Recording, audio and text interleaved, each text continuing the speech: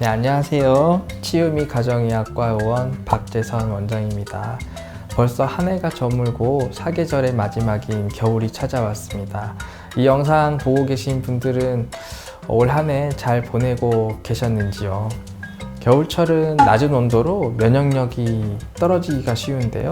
감기도 더 잘 걸리는 계절이지요. 오늘은 이제 감기와 헷갈릴 수 있는 5가지 질환에 대해서 알아보는 시간을 가져보도록 하겠습니다. 코로나19에 대해서 알려주세요. 3년째 우리나라에서 떠나지 않고 있는 코로나19죠. 정말 아직까지도 저희를 괴롭히고 있는데 코로나19가 대표적인 감기와 감별해야 되는 질환입니다. 대표적인 증상으로는 고열과 마른 기침을 들 수가 있는데요. 이 증상 이외에도 콧물이나 인후통 같은 증상들도 생길 수가 있기 때문에 감기와 매우 헷갈릴 수가 있겠습니다. 특이적인 증상이지만 모든 코로나 환자에서는 나타나지 않는 증상들도 있는데요. 냄새를 잘 못 맡게 되고 이런 것들이 10에서 20% 정도 코로나19 환자에서 동반된다고 알려져 있고 이런 질환은 특이적입니다. 그래서 감별이 사실은 어려운 부분이 많으므로 감기 증상이 있으면 집에 자가키트를 갖고 있다가 그걸 직접 해보시는 걸 추천드리고요. 감기 증상이 어느 정도 완화되는 때까지 매일매일 집에서 키트 검사를 해보는 걸 추천드리고 양성이 나왔을 때는 이제 병원 방문해 주시는 것을 추천을 드립니다. 결핵과 세균성 폐렴에 대해서도 말씀 부탁드립니다. 기침, 체중 감소, 가래, 무기력감, 그리고 객혈은 이제 결핵의 특기적인 증상이 될 수는 있겠는데요. 이 증상 들어보시면 아시겠지만 객혈 말고는 감기랑 매우 증상군이 겹치는 게 결핵의 증상들인데요. 그래서 이제 2-3주간 감기가 낫지 않고 체중 감소가 있을 때는 우리나라 같은 경우는 꼭 결핵을 의심해서 병원에서 검사를 받아봐야 됩니다. 결핵 같은 경우는 체중 감소랑 객혈이라는 게 좀 특이적인 증상인 거고요. 치료를 하게 되면은 항결핵제를 복용을 하게 되죠. 그래서 그거를 한 사람 따라 다르겠지만은 3에서 6개월간 복용을 하게 될 겁니다. 또한 세균성 폐렴도 굉장히 감기랑 헷갈릴 수가 있는데요.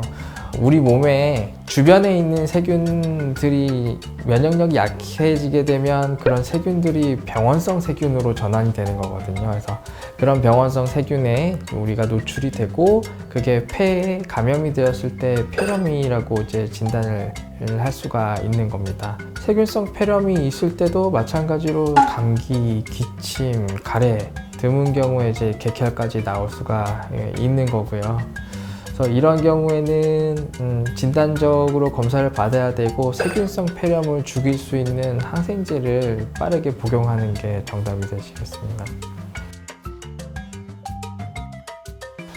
알러지 비염도 콧물, 코막힘, 재채기 등 코감기와 매우 비슷한 증상을 나타내는데요.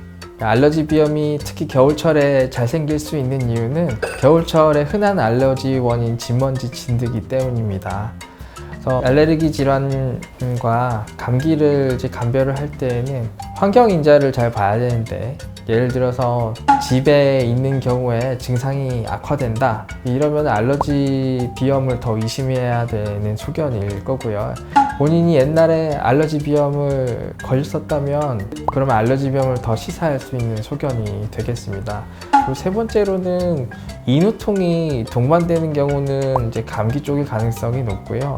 인후통이 동반되지 않는다면 알러지 비염일 가능성이 더 높겠습니다. A형 간염은 걸리면 몸살이 날 것 같은 증상과 함께 고열도 날 수가 있고 온몸에 이제 무기력감 같은 게 생길 수가 있거든요.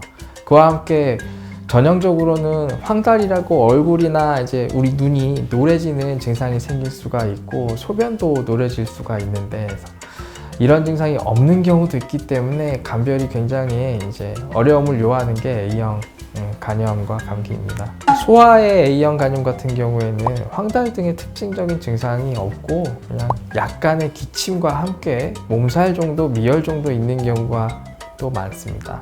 그래서 A형 간염을 의심할 수 있는 소견으로는 첫째는 황달이 있기 때문에 얼굴이 노래지거나 눈이 노래지면 의심해 보아야 되고, 두 번째로는 소변이 노래질 때도 A형 간염을 좀 더 의심을 해야 된다라고 볼 수 있겠습니다.